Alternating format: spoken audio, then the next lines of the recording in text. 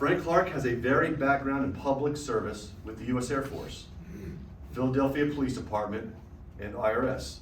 During his career, he has developed a prescription for living an ethical life. The speech will last approximately 20 minutes with a Q&A following. Please welcome to the podium, Frank Clark. Thanks. Thank you, Frank.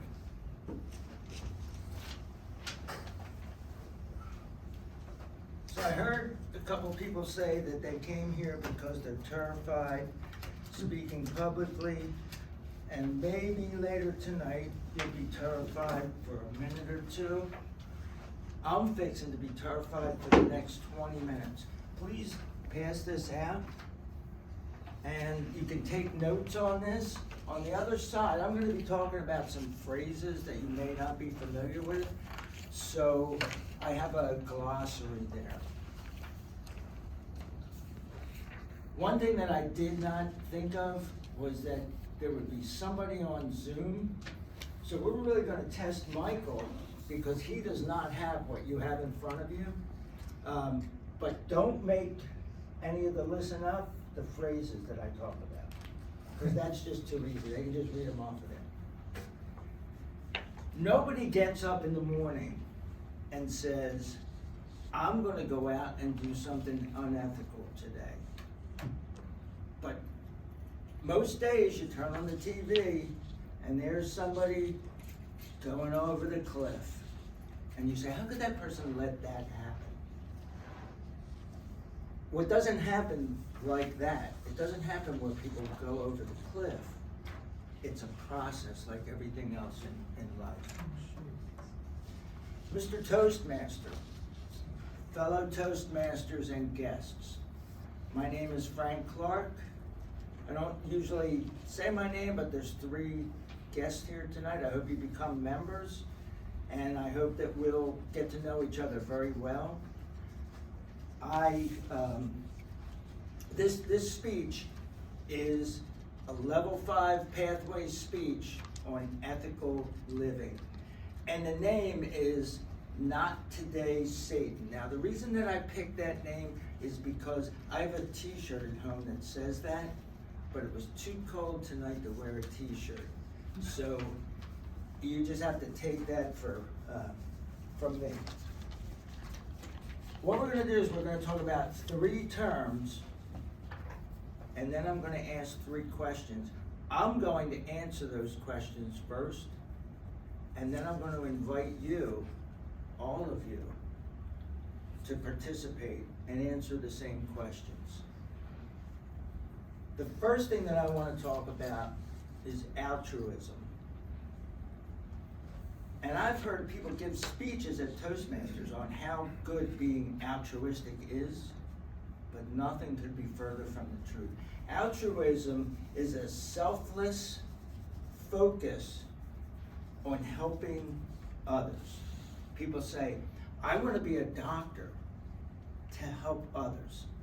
I want to be a nurse. I want to be a journalist because I want to get the truth out there to the masses. I want to help them. Life doesn't work like that. You have to be selfish. You don't go out every day to help other people unless they're family members. You go out every day to make a living. So you have to put that first. I want to be able to provide for my family. I've always had an interest in journalism. So I could help other people by being a journalist and getting the truth to them. It sounds like they're the exact same thing, and the difference is subtle, but when you put a certain amount of selfishness into it, you become accountable. If you're just helping other people, you can do just about anything that you want to do. But when you're doing it for you, you have to hold yourself accountable. The next thing that I want to talk about is something called mission drift. It started in the military, but we all have mission drift in our life. We set out with an altruistic goal, We said, this is exactly what I wanna do. 20 years from now, I wanna be here. And that goal starts to move. But we don't see that it's moving. We have no idea that that mission has drifted at all. We think we're still focused on the same goal. What causes that? That's the third term that I want to talk about. Pragmatism. Pragmatism is practical problem solving. That's in, I think, Merriam-Webster. I would say that's not a really good definition of it. It's more like subjective problem solving. If you start off with an altruistic motive and your mission drifts because you've had a pragmatic approach where you're not taking standards and applying them to your mission, whatever that mission is, you're just trying to solve problems to get along to the next step, that is a recipe for disaster. You're gonna turn on the TV one day and go, oh, that's me going off the cliff. So I'm gonna suggest that you have realistic goals, not altruistic goals. And those goals are as focused on you and what you want as it is on what you believe is going to help other people. That you will use objective criteria to monitor your mission at all times. And that you will not be pragmatic, that you'll be objective in your problem solving. A little bit of selfishness is not a bad thing. I'm from a generation that can say that. Like, my kids don't agree with me, but they'll find out when they have a few more years that the old man is right. Now, what can you do about this? In your life, how can you make sure that you're monitoring your goals, that you're monitoring your mission to make sure that it stays focused on the right thing, and that you, at the end of the day, get to that place?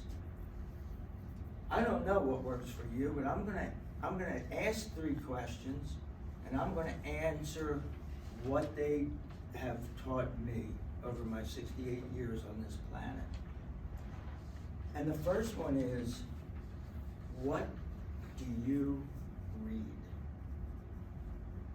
You might get up in the morning, and I'm kind of a news junkie, and I like to read the news, but I have to tell myself, how much of that is really going to help me? Well, I'm a Christian, so I read the Bible. I don't read it as often as I should. I don't read it as much as I should, but I do try to keep my nose in it. And it tells you a lot about ethics. And it tells you a lot about the things that I'm talking about up here. In the Bible, there's only one character.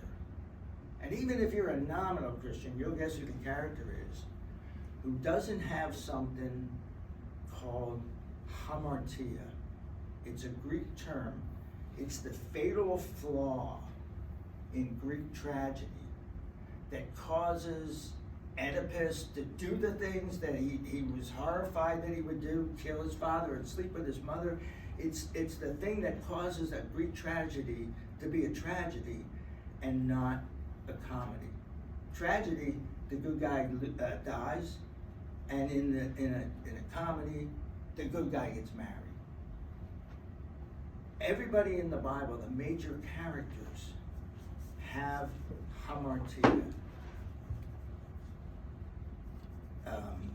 David steals Bathsheba from his buddy, gets her pregnant, and then has his buddy put to death under false pretenses. And he put him in the front of the battle lines, and he gets killed. Abraham comes to the promised land, and God says, well, Abraham, you're going to have to go down into Egypt because there's a plague coming, or famine. Yeah, I'm sorry, famine coming. He goes down there, and he sees Pharaoh looking at his wife Sarah, and so he pimps her out to Pharaoh because he's afraid that Pharaoh's going to steal her and kill him. So he goes, that's not my wife, that's my sister. And it's kind of true because she's sort of a half sister, twice removed, but it still shows a tragic flaw. These are people that we look to as the pillars of faith. So you'll say, that's the Old Testament. In the New Testament, Peter says, I don't care about these other guys, Lord. They're going to scatter. But you can depend on me. I will never forsake you. And what happens by the next morning? He denies him 3 times. As a matter of fact, there's an apocryphal story that Christians, until Peter died, and I think he died as a fairly old man, would come up behind him and go,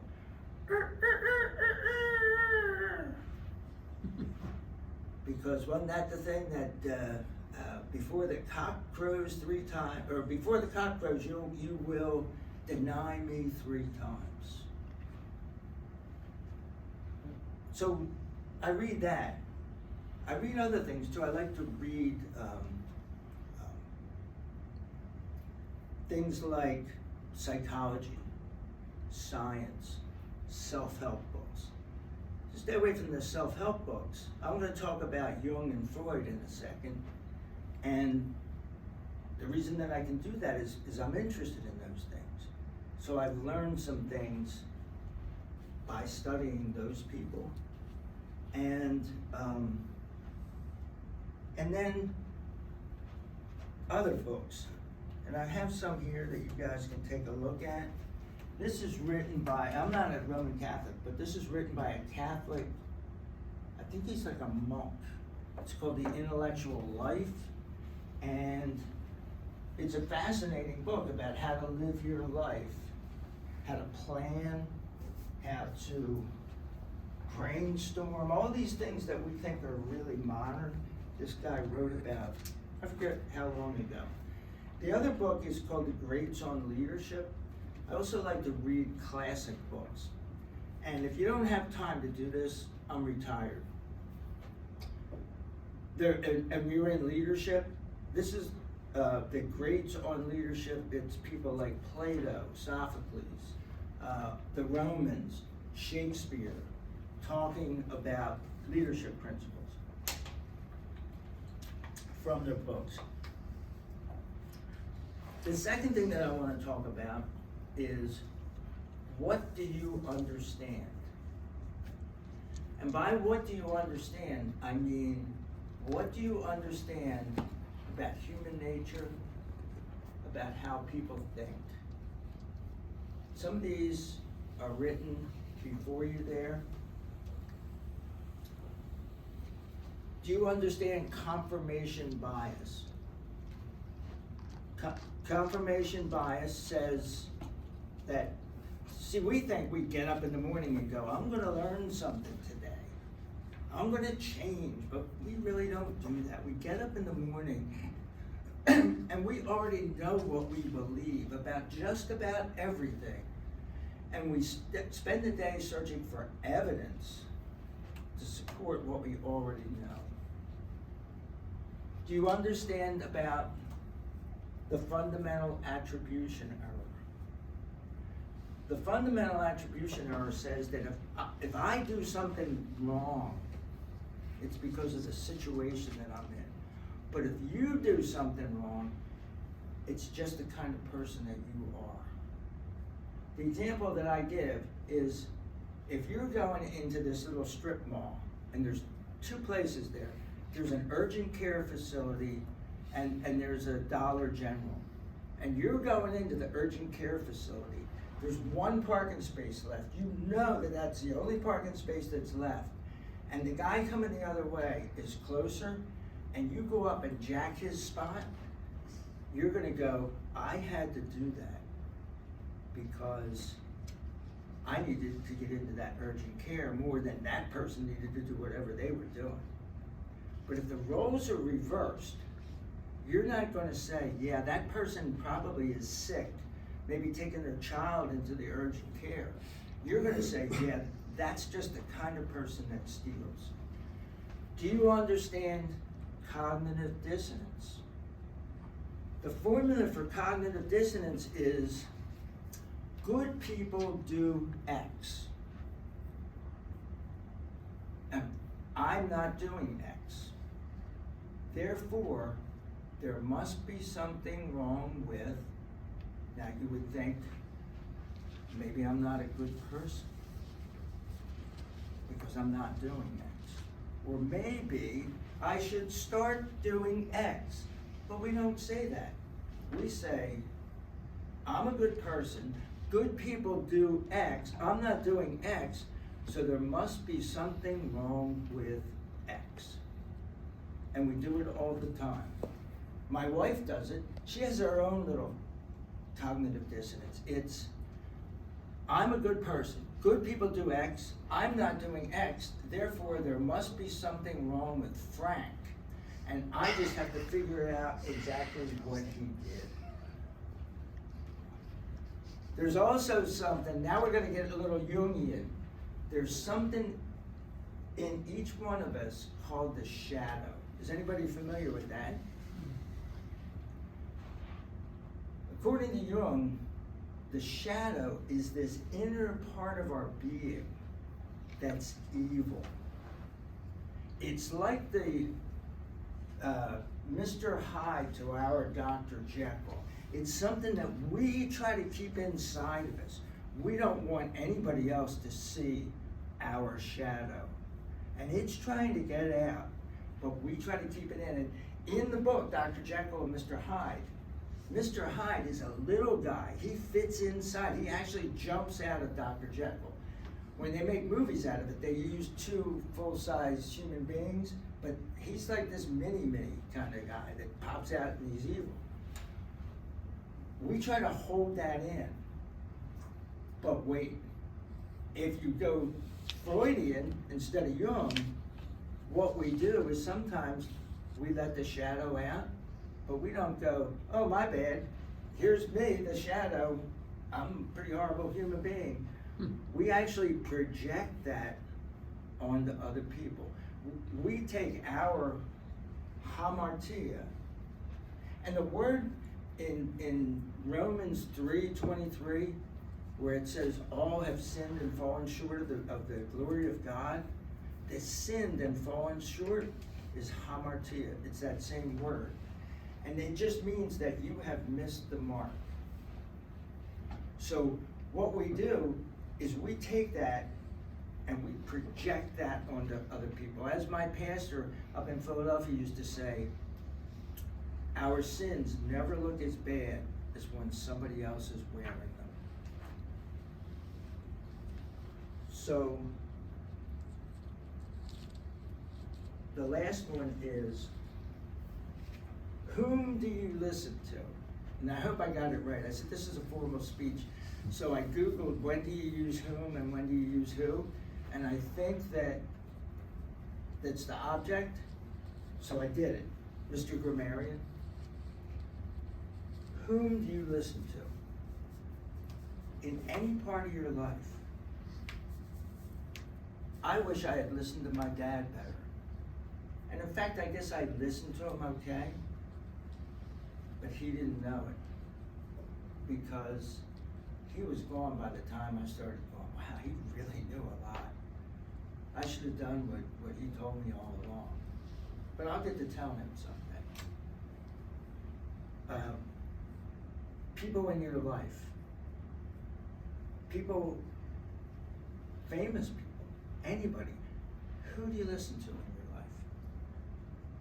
Over 50 years ago, somebody said something to me that stuck.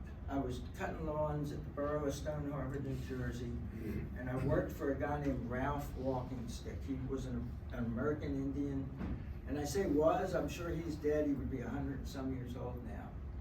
And he used to say some of the most amazing things. We were 15, 16-year-old boys working for this guy, cutting grass. So a lot of the things that he said, I can't share here, but he just had our focus so much that I'm going to quote some Ralph Walkingstick to you right now. One day he said, listen boys, I could fix all the traffic problems in the United States. And we went, oh, well, what would you do? Put up more red lights? And he said, no, I would remove all the guardrails. And we went, well, Ralph, that's pretty stupid. Why would you do that? And he said, because the stupid ones all drive off the side of the mountain. And the smart ones would be left here. And you know, life is like that. You have to set your own guardrails. And how do you do that? My formula is, what do you understand? What do you read? And whom do you listen to? So who would like to take the first question of the Q&A? John, who do you listen to and why? To form ethical Yeah, formulas. he's no longer here, but I listen to my grandfather a lot. You guys have heard me say he called me Hammer, but I used to go to his house. He really taught me how to be a worker. He worked on the railroad for like 50 years, or not 50 years. He was married for 55 years and worked on the railroad for over 40 years.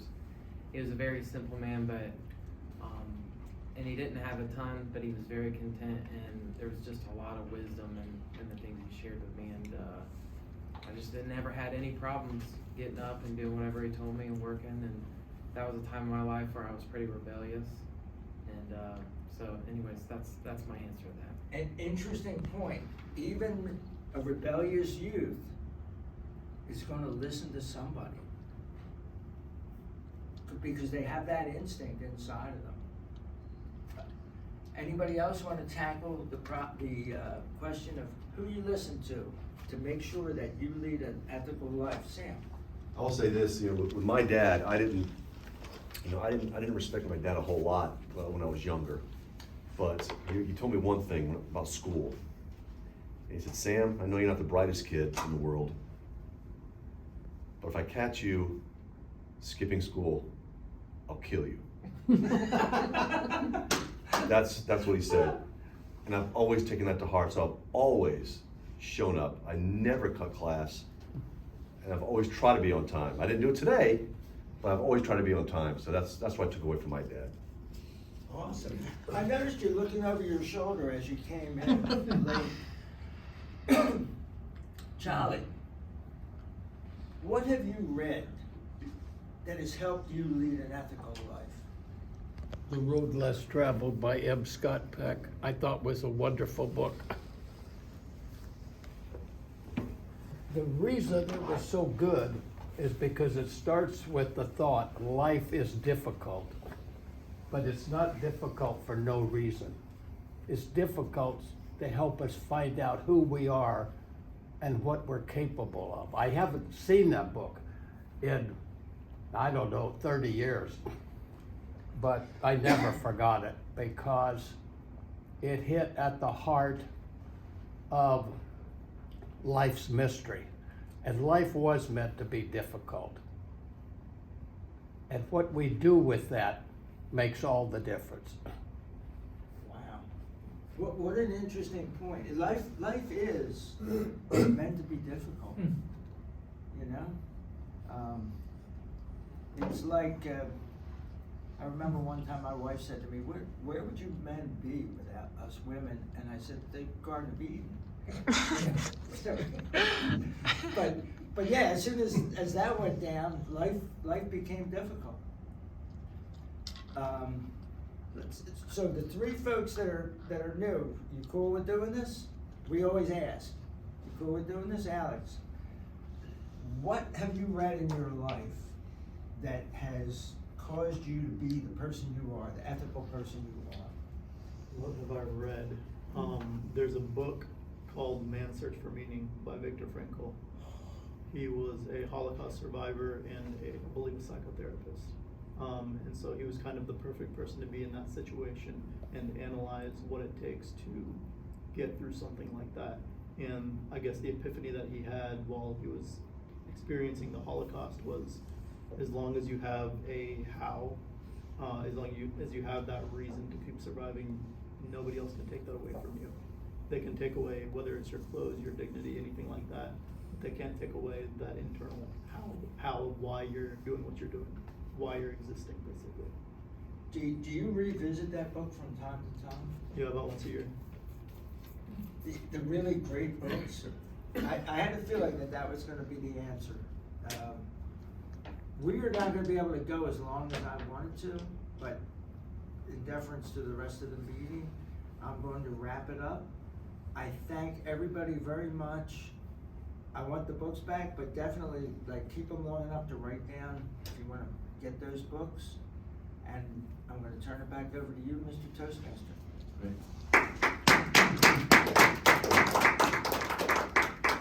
Thank you, Frank. Thank you, Frank. I'll tell you what, he covered a lot of territory, didn't he? And I made one of the cardinal sins of being a Toastmaster. I didn't read out the title of his speech. I just forgot it, so I could do it now. Not now, Satan. So just to let you know. Can we get a timer's report, please? Ron.